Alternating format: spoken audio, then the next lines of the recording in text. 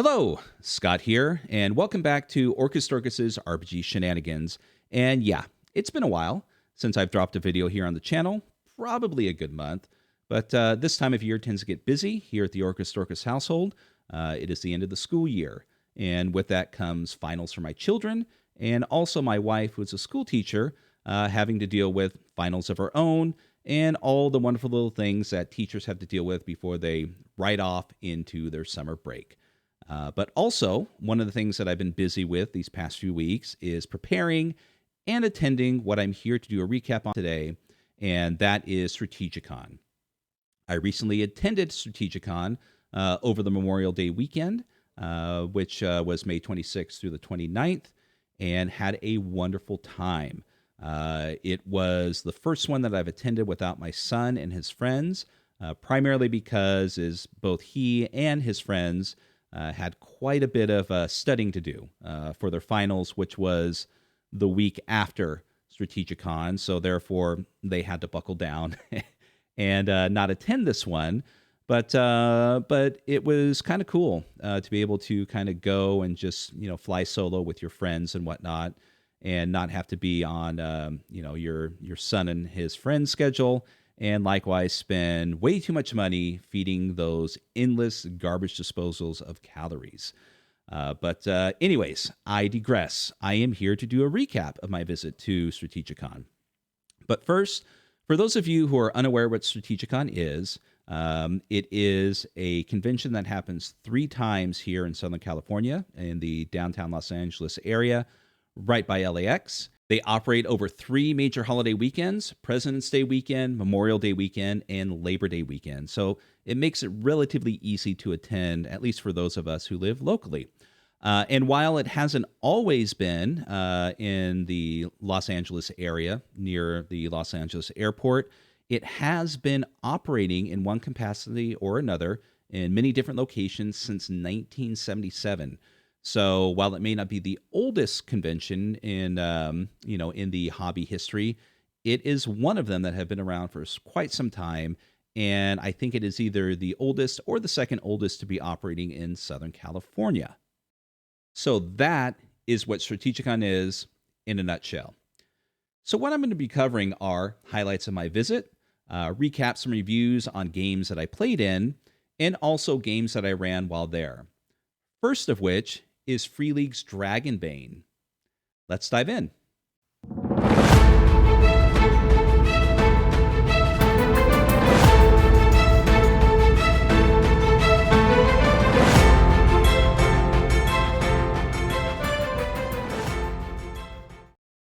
So Dragonbane is one of Free League's recent entries into fantasy role-playing games.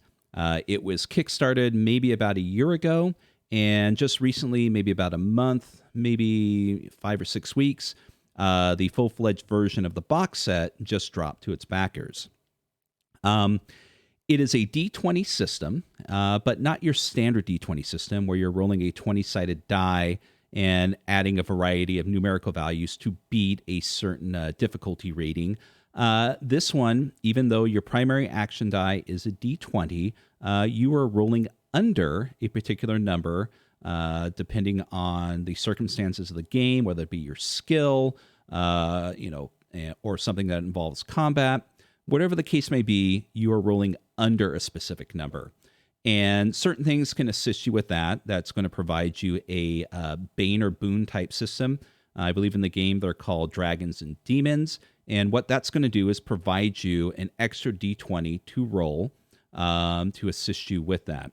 And standard kind of roll under system, similar to basic role playing, the Chaosium rule set, I should say, is these dice are designed to either, if you've got a Bane, you're taking the lesser number, and if you have a Boon, you're taking the higher number, and that's pretty much it. It does use the other standard dice for a variety of different things within the game, D4s, D6s, D8s, and so on. But the primary system is you are just rolling under a specific number. It is not unlike what if D&D was mashed together with with a Call of Cthulhu, Chaosium, basic role-playing system, and you're off to the races. So it's relatively easy to grasp, like most games such as that.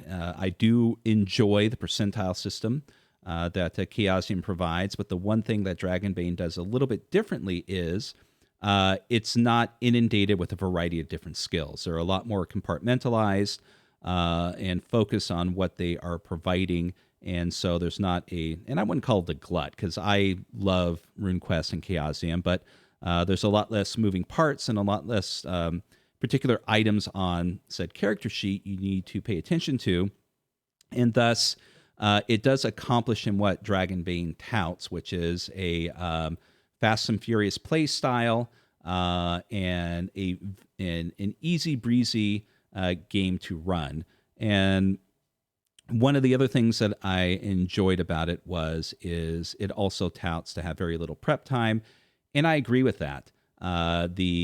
The set of adventures that come with it are designed to be run in a campaign style. They do walk you through each one with a bit of detail, a bit of hand holding, but that's fine. And even though they are designed to be run as a whole cohesive campaign, you can play whatever you want, chop it up, utilize it for one shots, or pick and choose what you want to accomplish what these adventures are providing. Dragonbane itself, as far as the nuts and bolts of it are concerned, is still standard fantasy. It does give you all of your standard tropes, humans, elves, dwarves, halflings, and so on. It does toss a couple extra in there that are specific to them. Mallard, which is a duck, type of a kin, which is the words that they utilize for race within the game, and wolfkin, which is what you would think it is. It's a humanoid type wolf character, and the Mallard is a humanoid type duck character. Likewise, they do also provide you a variety of your standard character classes or professions as they're known within the game, fighters, magic users, thieves, and so on. But then they also provide you a bit of extras to kind of give you some more variety, things such as merchants, scholars, mariners, and so on. So it's enough there to, for those who are familiar or with standard fantasy role-playing games, or have only been exposed to 5th edition Dungeons & Dragons, that the transition into it is going to be extremely easy. Definitely not a lot of heavy lifting. You can essentially just move right into this without a problem. But as far as the rules themselves, it likewise does a very good job as being a game I've considered to be someone's first role-playing game. As far as people understanding the rules and getting into the game very quickly. Far better than 5th edition, in my opinion.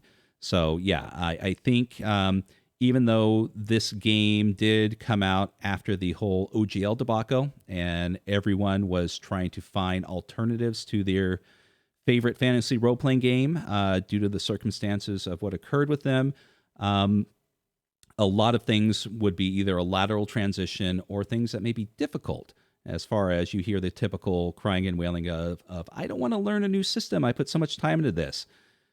Dragonbane is not something that is going to be difficult to learn. You could quite literally get the box set, bring it home, open it up, and probably in less than an hour, if you have general experience with any role-playing game, you are off to the races. So the game itself, and when I say the game itself, I mean the game I ran at the con, was a lot of fun. All of what Dragonbane touts to provide to you really showed its colors at the con. I did do quite a bit of prep, as I tend to do for any convention game, but like standard things that occur at convention game, once you're there at the table standing in front of a bunch of strangers, sometimes things go blank and you lock up. And the one thing that I liked about this is I'm running the adventure, which I did the introductory adventure. And then likewise, another adventure called Bowfield's Load, which takes place in a mine of sorts. So it is kind of your standard dungeon crawl. Didn't want to go too fancy in case the people playing weren't familiar with the game. That if there was ever an instance where I wasn't too sure about how the rules should play out, a lot of that is provided within the adventure as you go through it, and relatively zero page flipping or anything as such, because the character sheets, which were pre-gens and also ones that I created using the the rule set within the game, which is provided. It's not just pre-gens. You can create many different characters to kind of mix it up, because the quick start had been out for a while, and I had run the original quick start, which I think was called the Rittermound or Mittermound, one of the two. So I wanted to do something new, just in case people showed up, had played it, and also just change it up for myself to keep it interesting. And it went off without a hitch. The people involved in the game, they picked the particular player characters, and after a quick review of how the game works, I mean, just everything just went off. Boom, boom, boom, boom. There was relatively any lull or stoppage within the game as far as the action was concerned, or the adventure as it was being run through, because Free League has done another fantastic job of creating something that within the layout of the system, the rules that they provided, something very simple and easy. And I know I've said that many times, but that's one of the things that they're going for within the game, to get that sense of high adventure that you expect within 5th edition, and we'll just use that as an example, but not being bogged down by just so many rules that you're either stuck trying to decide what you want to do, you're not too sure on how your character functions, or you're constantly page flipping because you're inundated with a giant amount of descriptions and things that you have to either memorize or have bookmarked. So they had a lot of fun, and I did too. And I think the big takeaway from it is that at the end of the game, there really wasn't any negative comments about it. They said they enjoyed it. And most of the people there, as far as I'm concerned, seemed like that they were ready to pick it up when it comes out. So win-win, as far as I'm concerned. That to me is a good con game, that everyone has fun, and also that if it's a game that they haven't experienced yet, that they're interested in picking it up and experiencing it again, furthering their experiences within it.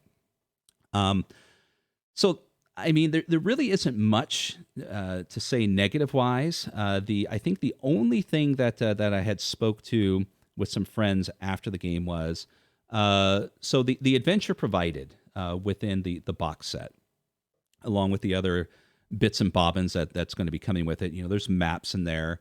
There's going to be little standee figurines and whatnot. I read through the entire campaign, and it is a nice, neat, tight booklet of adventures that you can run from beginning to end, or pick and choose what you want, as I stated earlier.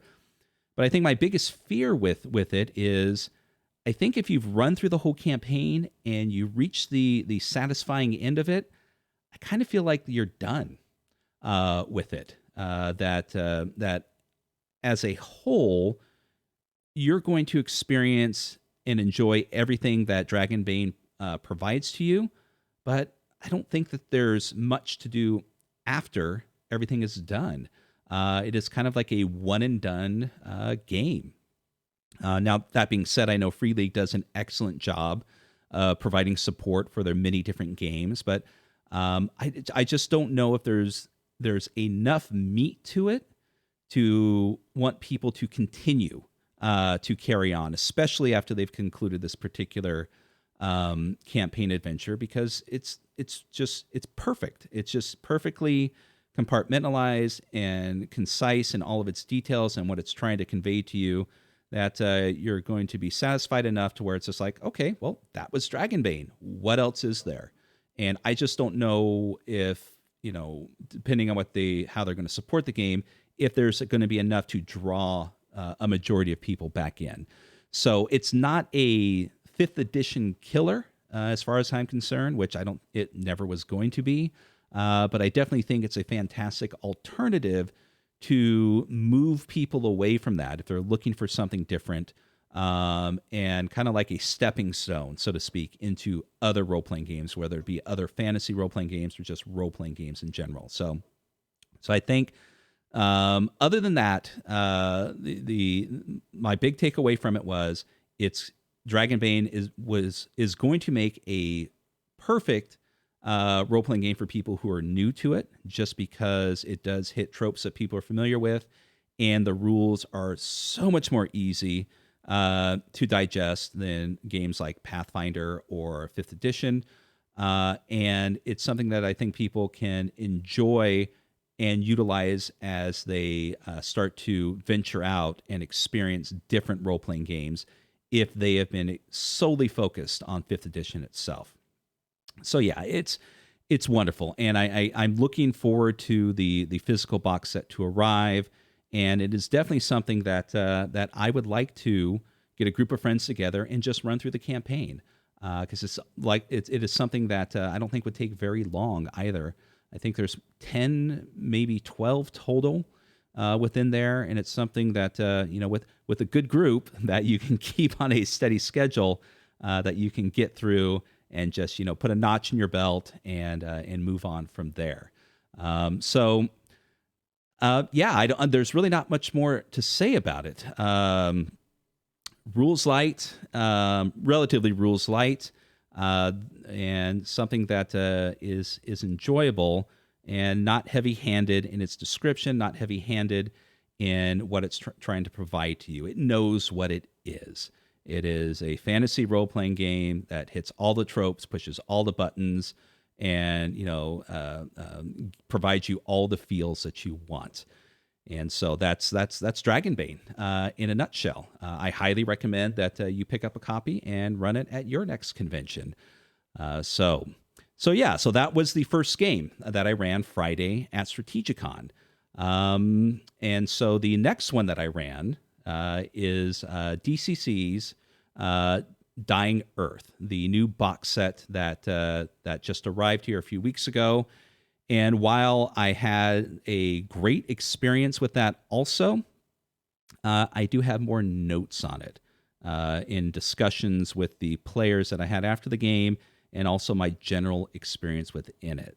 So with that, let's move on to DCC's Dying Earth.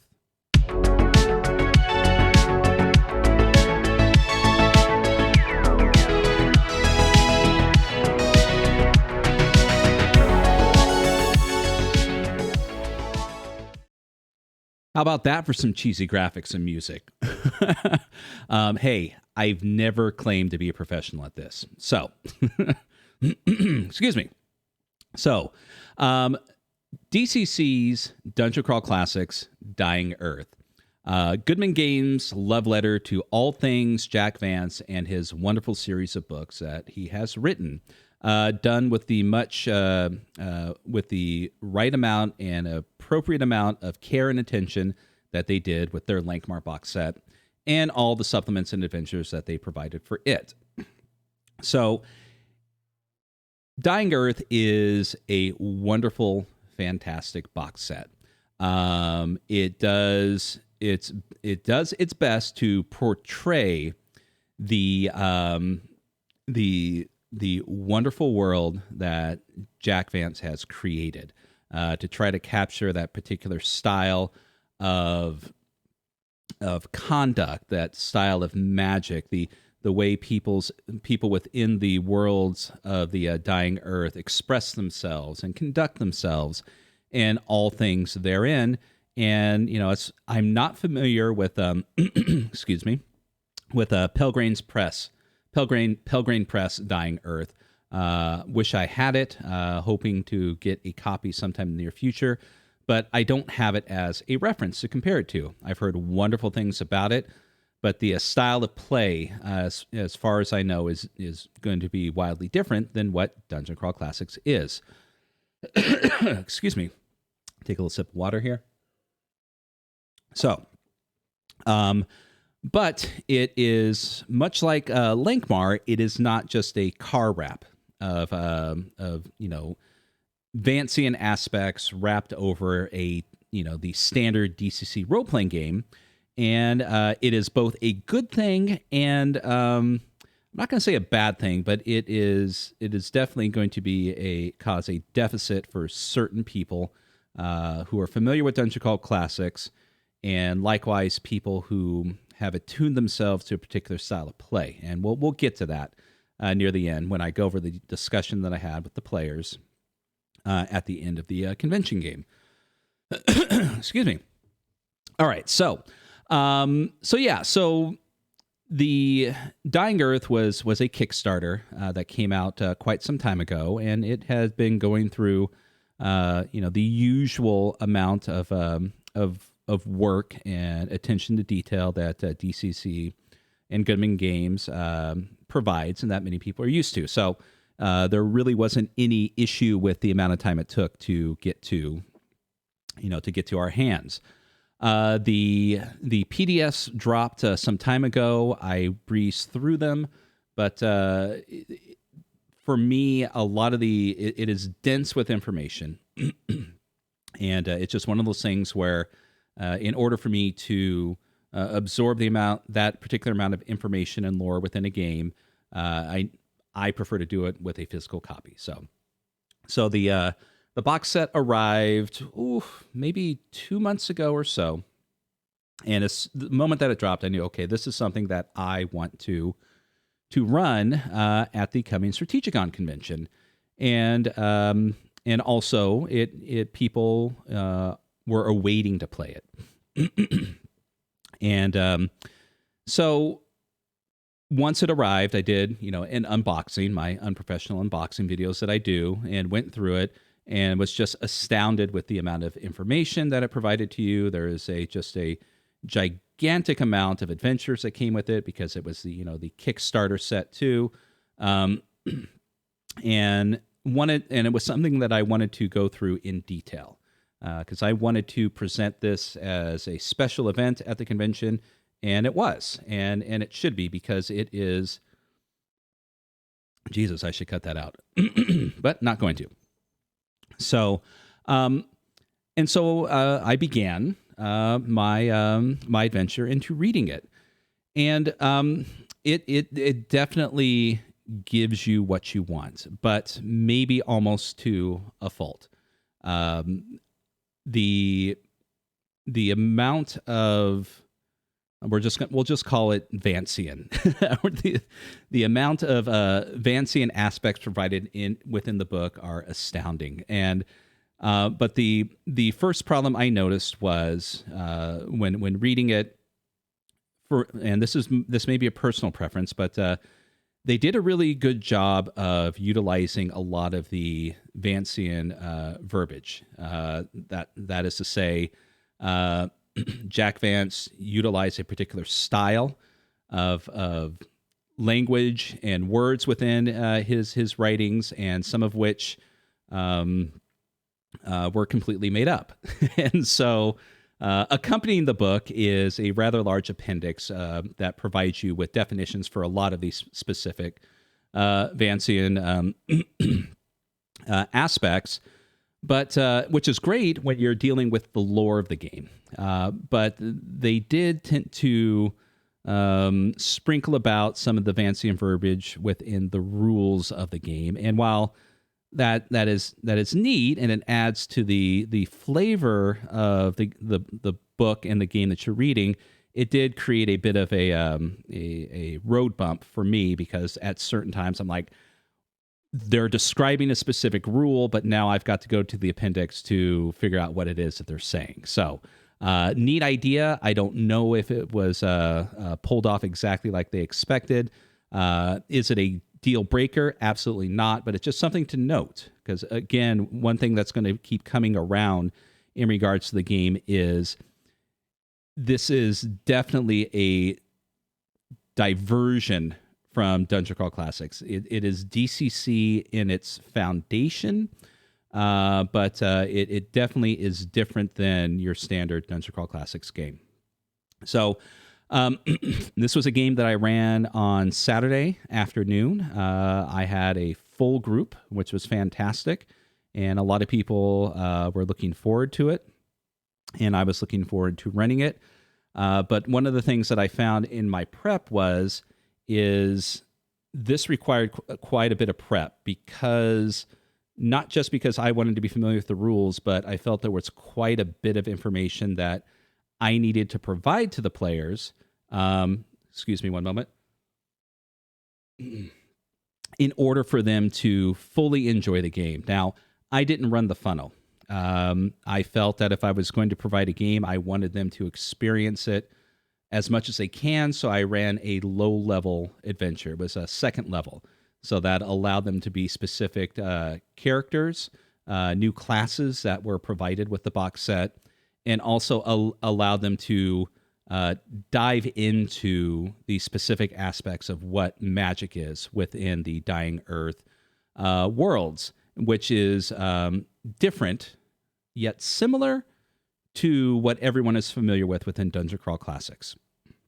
So there was quite a bit of handouts that I had printed, because each one of these new these new characters classes within Dying Earth was different enough to require quite a bit of cheat sheets. I printed out the entire character class information so the players can refer to it, so I could refer to it, because I did kind of feel, as I was getting closer to the con and I was getting ready, that even the most devout DCC player was going to find this different. And so that's one thing to note is the different classes involved: Magician, Vat Thing, and Wayfarer and Witch. So Magician is the standard magic user within the Dying Earth. Vat Thing is essentially, for lack of a better term, a magical creation like a homunculus or Frankenstein type thing. Wayfarer is your roguish, Han Solo-esque, thieving, eloquent, roguelike archetype. And we've got your Witch, which is another specific magic user, but they utilize aspects of certain patron magic, and not really the Dying Earth version of the cleric, but so to speak. So, and of course, like all DCC games, they do provide you information on how to utilize the standard classes within the game. But if you want to enjoy the world for what it is, not necessarily recommended that you don't, but there's ways to bring them in, but it takes away from the general appeal of what it is, because they're not standard within the books. Therefore, it makes things a little bit different as far as your experience is concerned within the game. So I created I didn't create, I went through the process of doing character creation, and I kind of put that off a bit. But thankfully, someone came to my rescue who had run a second-level adventure and provided me with quite an assortment of pre-gens, which was fantastic, because character creation, especially aspects like with the Magician and the Witch, can be pretty intense. It is, in my opinion, a lot more involved than your standard DCC characters, and so it was time consuming.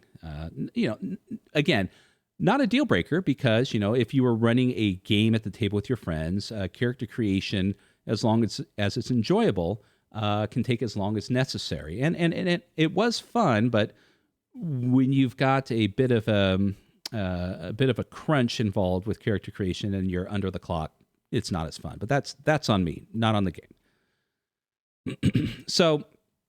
So everything was prepped and ready. I had probably more than enough information, I thought, for the game, because, again, I wanted to cover all the bases and be as prepared as I can, because this is new, and this is new to other people, and I wanted to, portray it or give it, a positive, create a positive experience for them with the game.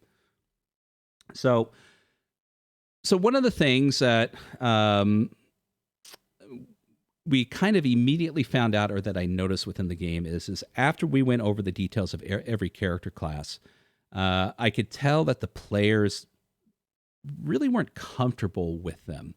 Most of them, I should say, well, no, all of them, if I recall, had played DCC in one form or another, and there was some veteran DCC players, people that I have played with at prior cons at Strategicon. And what I had found almost immediately in going into the adventure was that it seemed like they weren't really fully familiar or comfortable with the way magic worked.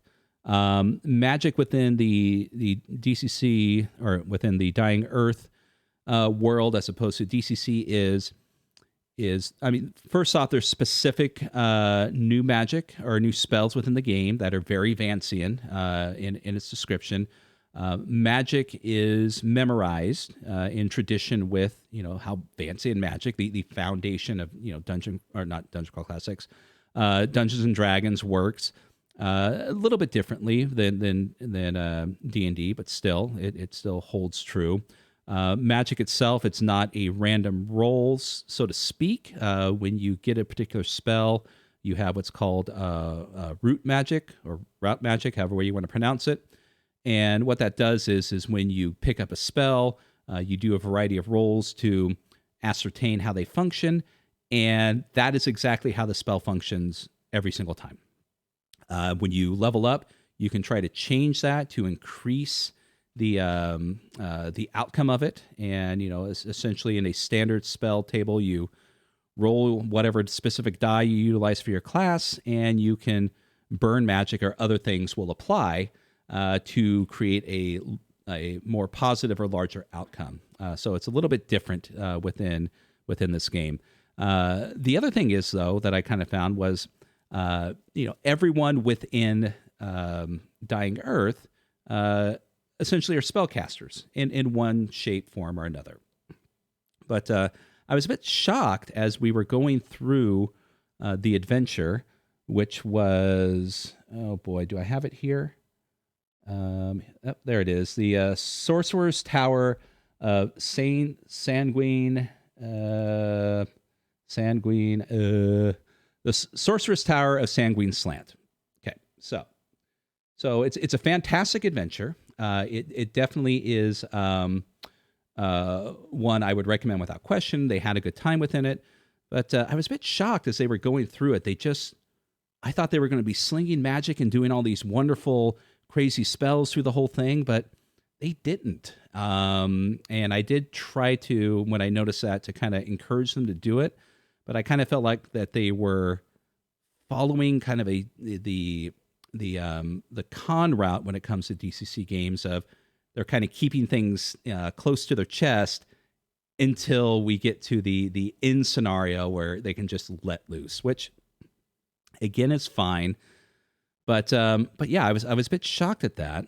And one of the things that they had mentioned after the game is they felt a bit intimidated that each one of these specific Dying Earth character classes had this abundance of variety within them. I think they just were frigid with decision making. The witch can cast spells, but she can also do curses, and it just felt like they weren't quite sure what these particular things did, even though we went over it in detail. Excuse me. And so as they, after we took our first break, we kind of chatted a little bit more, and it seemed like they felt more comfortable, but it really was, it kind of felt like almost they were playing a new game. The aspect of play, the more fast-paced nature that can occur when you're familiar with Dungeon Crawl Classics, seemed to be removed from them. And again, it's a new game; they're just not familiar with it. Likewise, it felt like they wanted to kind of portray the general, how people of power within the Dying Earth are portrayed, they tend to be very selfish. They tend to be a bit more standoffish, and they only will kind of come together and work together when it's necessary, as long as they themselves are benefiting from it. So there was a bit of that role playing involved with it, but you could also tell that they were a bit uncomfortable with that. They felt like it created a bit of a competitive aspect within the group that it just seemed like they weren't going for. But again, this is not something that you have to do, but this was just kind of their general take on it, and they were trying to be true to the game. So, so as they were going through the adventure, they had their sheets, and they were, kind of referencing it back and forth, and I was also. And the other thing that they had pointed out after the game, they just felt that that this particular version of DCC just didn't yield itself well for convention play. Now, again, I didn't run the funnel. I ran a leveled game, second level, and they felt that a lot of the fast-paced aspect of DCC was lost within this. They felt that this would be a wonderful game to play with friends around a table over a long-term campaign, but because of the nature of the con and how everything's kind of the clock is running, you have a certain amount of time to get through all of this. They kind of felt that it was a bit much for them to experience all that Dungeon Crawl or Dying Earth was supposed to be providing to them. And I felt kind of the same way.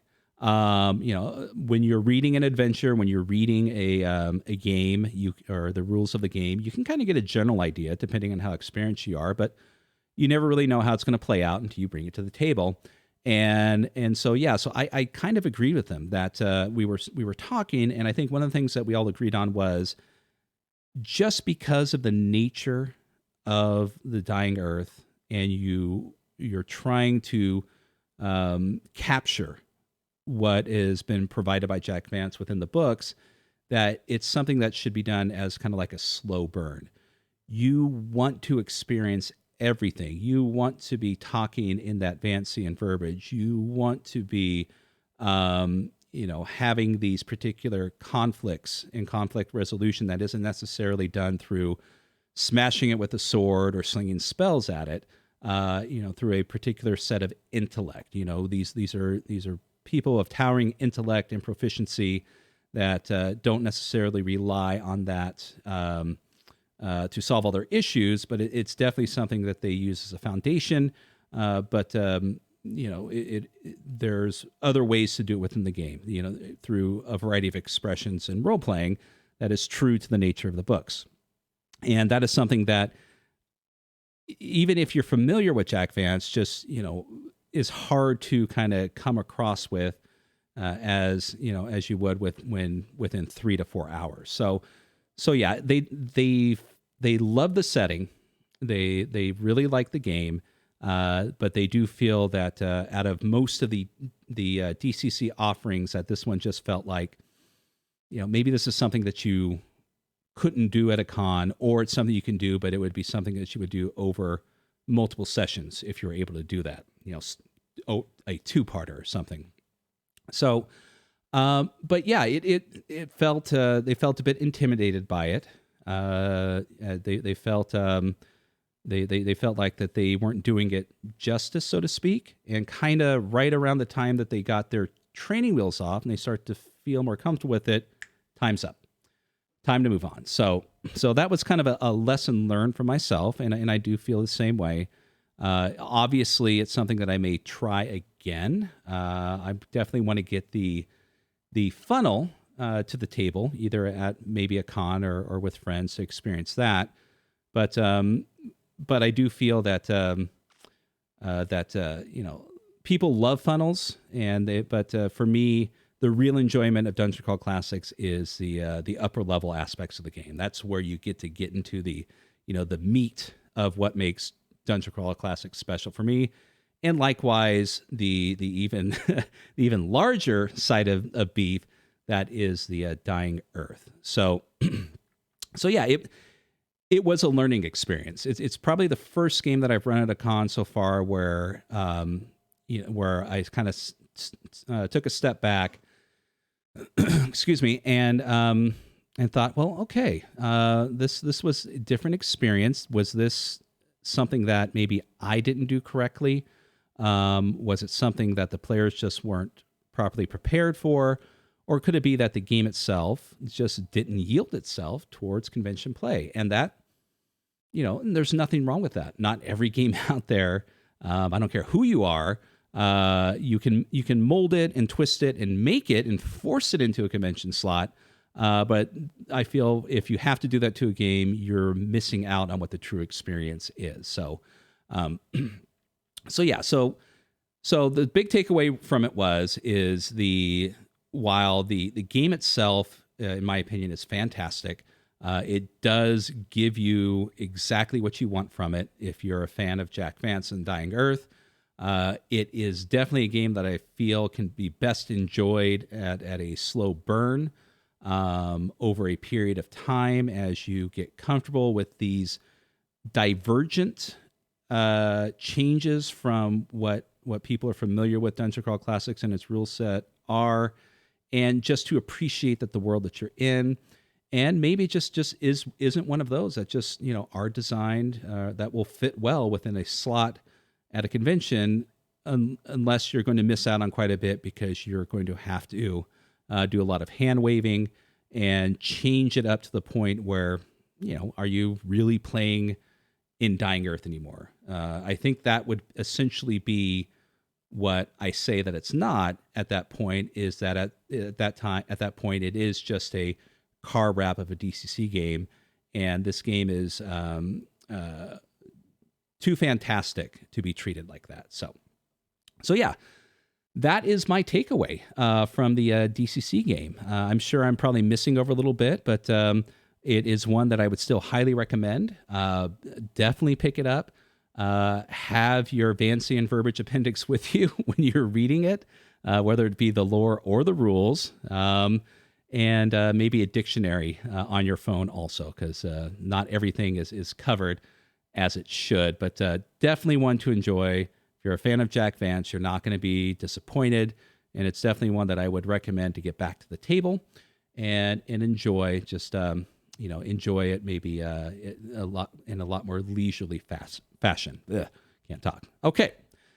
So those are the two games that I ran at Strategicon. I didn't get to play a lot while I was there, but I was able to get into one role-playing game, and that role-playing game was Dungeoncaster, a storytelling game that I feel has a different twist on a lot of the tropes that we've come to expect from storytelling games, especially with what he ran with it, and that was the Temple of Elemental Evil.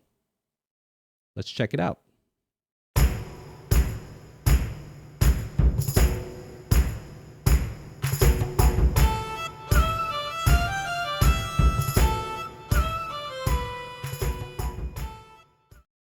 So during this visit to Strategicon, I didn't get to play a lot of games. Other than running games and playing games, I do have quite a few friends that I meet there. One of which is my friend Darren, who essentially has a booth at the vendor hall through the entire con. He doesn't get out during the day, so in the evenings we tend to hang out, grab a drink, grab a bite to eat, and just chit chat with him, his girlfriend Haley, and some other friends who happen to be attending. But as much as I wanted to get to some other games, there was really one that I wanted to try out, and that was Dungeoncaster. This game right here. I don't know if it's reflecting. There we are. So Dungeoncaster. It's an interesting game that I've been looking forward to try out since my last visit to Strategicon when I heard a podcast. Now, I don't remember what Christopher Gray, the author, was on. I'll find that. Maybe I'll put it in the description. But anyways, I liked the take on it. And so signed up for that game, and I made sure to go play it, because one of the things that I like to do, that everyone should do in my opinion, is if the creator is actually running the game, you should try it, because who better is going to show off their product than the person who created it. And one of the things that I found interesting about it was he was running his game with the Temple of Elemental Evil. So before I get to that, just want to let you know what Dungeoncaster is. So Dungeoncaster would probably be best be described as a narrative-driven storytelling type game. Now, I know to some people, when you say narrative RPG or storyteller RPG or story-driven RPG, it's going to get a few people going, ew. And I don't blame them, because I believe that narrative-driven and storytelling games have gotten a bit of bad flack over the years, not because it's not deserved, but I'll be perfectly honest, there's a lot of games out there that describe themselves as a narrative-driven storytelling type game that is rules light and focuses more on, well, the narrative. But realistically speaking, it pretty much is just a couple people sitting around a table telling stories to each other. And there's no real game aspect involved. So, again, if people enjoy that, more power to them. But it's not necessarily, what I look for when I go to sit down at the table and play a game. But there's different flavors of it. Of course, games that are powered by the apocalypse and such, which kind of took that to different levels, the whole aspect of the Forge when it was still around, all of these things that focus primarily on a more narrative side to the role-playing game instead of more tactical, strategic aspects of it. And both have wonderful pluses and minuses.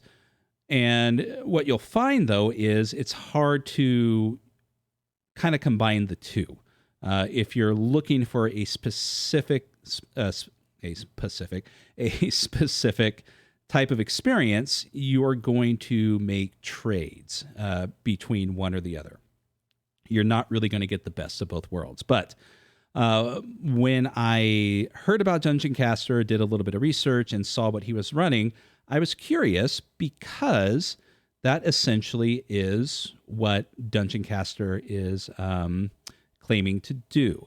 It was claiming to retain the narrative-driven aspect of these style of games, but something that can be utilized in a more traditional OSR type aspect. Essentially, what it's described as a narrative-driven game with an OSR style lens for gameplay. And so, color me curious. I don't disdain storytelling games. I don't, I'm not anti-OSR, of course. I mean, I have a graying beard, so I guess I, have to like it. But no, I do. I love it.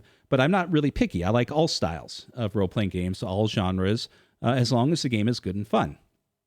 So, but what really struck me was like, wait a minute, he is going to be running Temple of Elemental Evil, which is not only a classic Dungeons and Dragons dungeon type adventure, large adventure, grand scale of an adventure, but one that, how are you going to run this without utilizing strategic aspects involved in with standard OSR rules, or just straight up D&D. So let's see. And went in with a positive, went in on a positive note. I wasn't going in there to see him fail at all. I'm just curious. And of course, I assumed a few things. I'm like, well, there's no way he's going to do the whole thing. There's not enough time. So obviously it's going to be maybe a chunk of the game, which turns out it was. And so that wasn't a letdown at all. So anyways, so his game is interesting to say the least. And I feel it does its best to capture that. And one of the things that it did really well is yes, he did spend some time essentially migrating a portion of the Temple of Elemental Evil.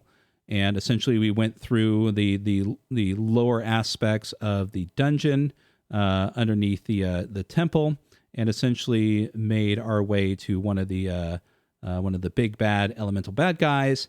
Had a battle, and hilarity and fun ensued. So, but how the game works is I don't know if I'm going to be able to go over it all perfectly in how much time we have left, because I know this video is getting a bit long. But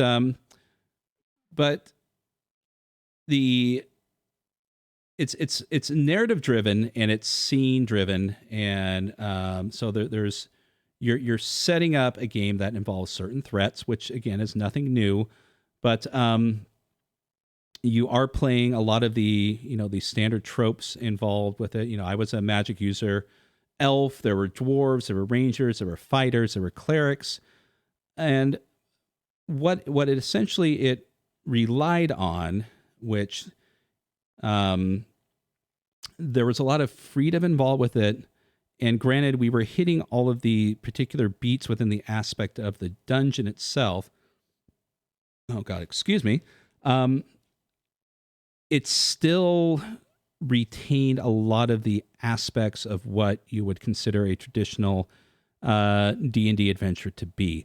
I think probably what I will end up doing is rather than go through all the details of the game here, I think I will probably end up doing a pull from the shelf with either his Dungeoncaster game or what Dungeoncaster is. Dungeoncaster is the system, or his Highcaster game, which essentially is a more in-depth version, and it has its own world and aspects involved. So it's interesting because I still felt the sense of adventure. There was freedom within the game to do what we wanted, but there were still enough rules involved to feel like we were rolling dice for a reason.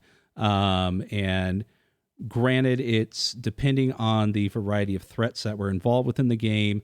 We did come across your traditional bugbears and ogres and whatnot. It still was exciting, and it didn't feel like some storytelling games where we were sitting around a table and writing a book.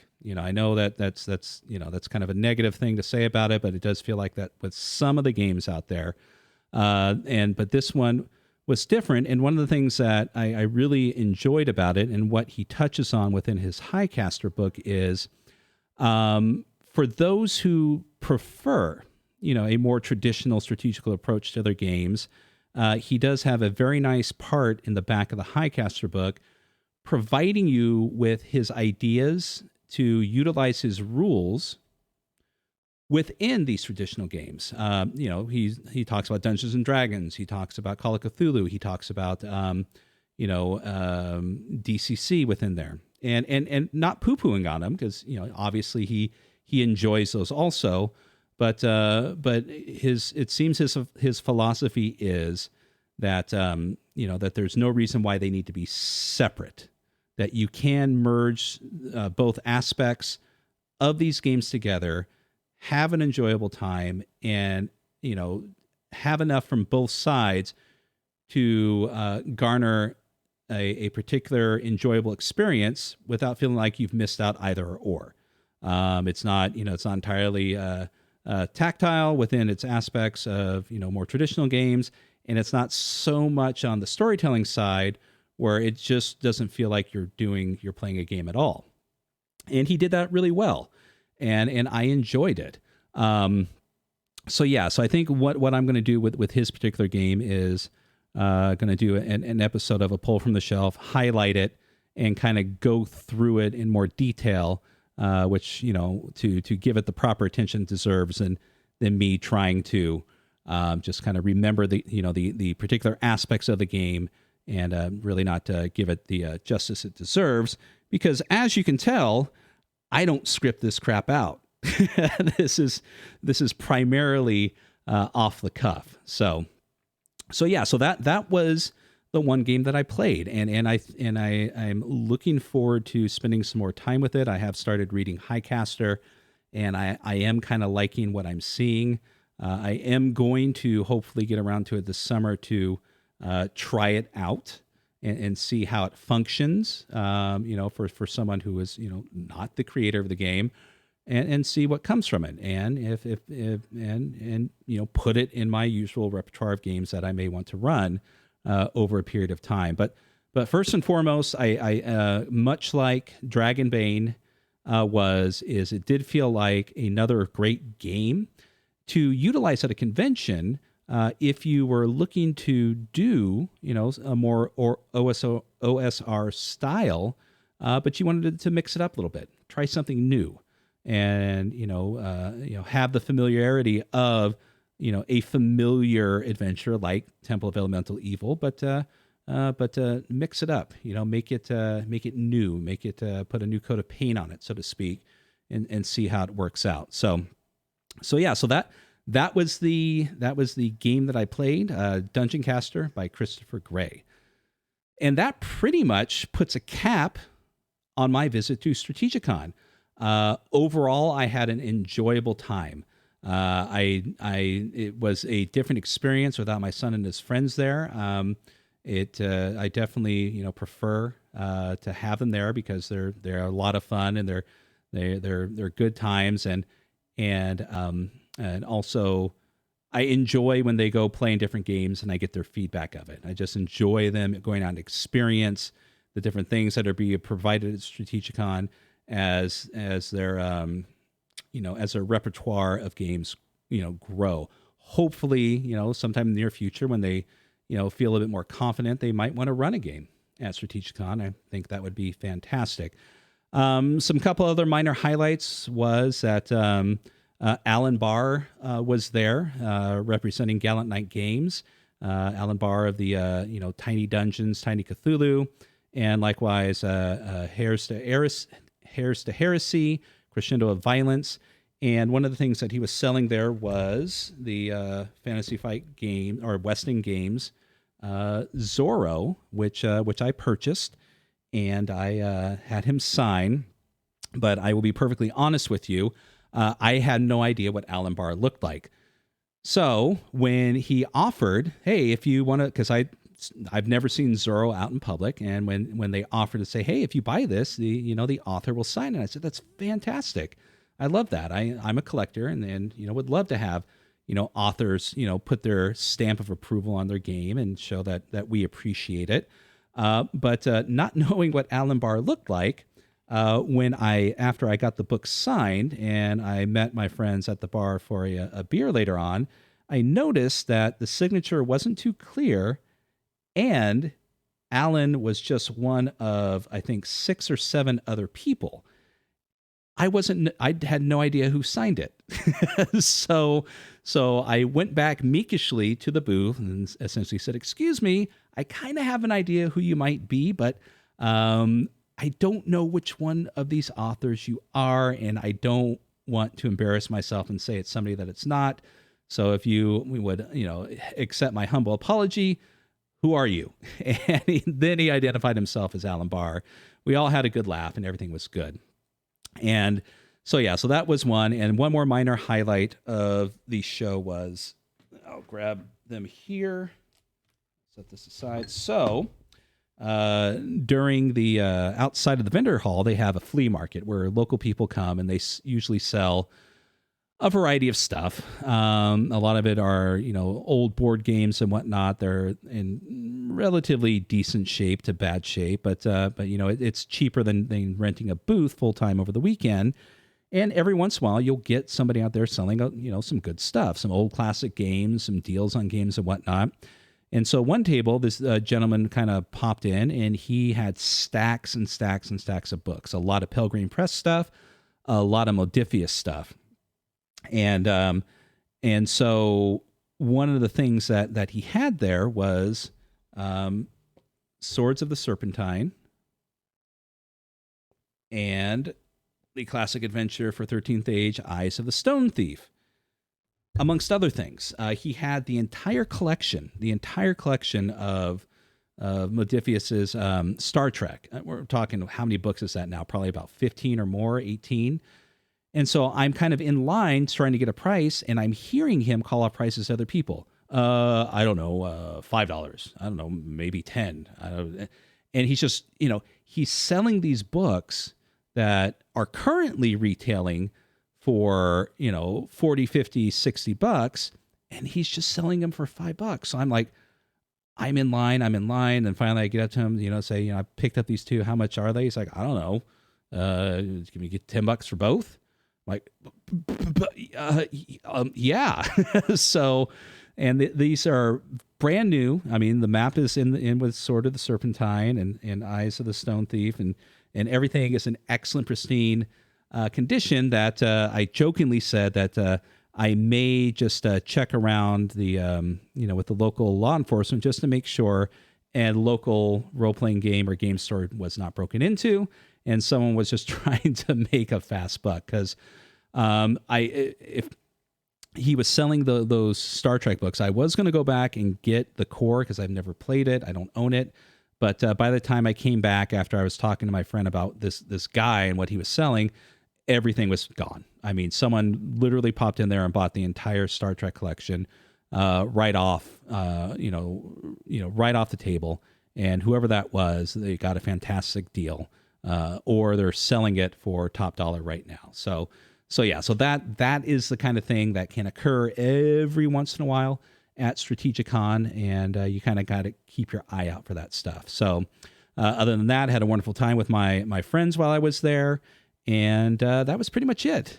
So it was a good Strategicon. Everyone was in good spirits. Didn't have any issues with anyone there. Did not see a red hat guy, which was fantastic. Although my friend Darren at the booth says he thinks he may have spoken with them. The way he described it sounded like him, but he was not at my table, nor did I see him wandering around, which was fantastic. So there you go.